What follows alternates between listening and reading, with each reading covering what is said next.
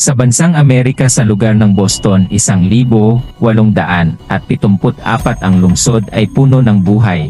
Ang mga lansangan nito ay puno ng mga mangangalakal, mga karwahe na hinihila ng kabayo, mga batang naglalaro ngunit sa anino nagkatago ang isang batang lalaki na ang pangalan Jess Pomeroy malapit nang magdulot ng takot sa bawat puso.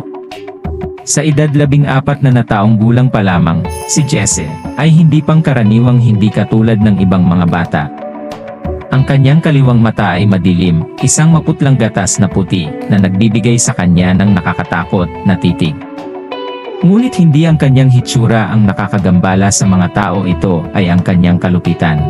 Kumalat ang mga bulong ng mga batang natagpuang binugbog, hiniwa, at iniwang nanginginig sa mga eskinita.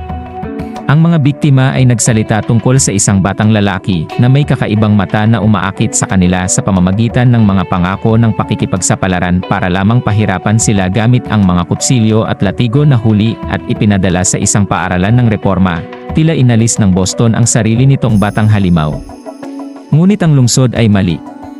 Makalipas ang mahigit isang taon na pinalaya si Jesse, na naniniwala ang mga otoridad na siya ay nabago na hindi na sila maaaring magkamali pa.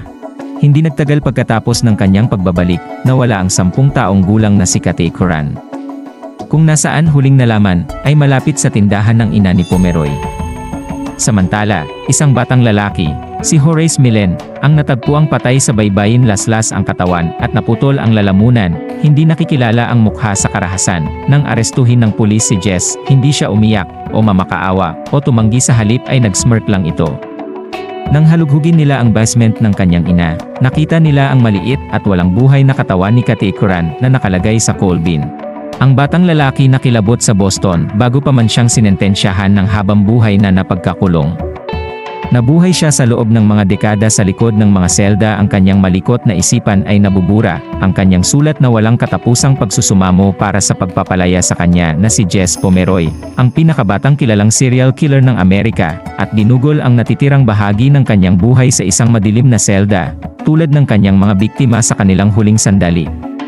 Devil's Boy of Boston ay naging isang bangungot lamang na bumulong sa pananahimik na tinig na matagal na nilamunin ng buo ang pader ng bilangguan.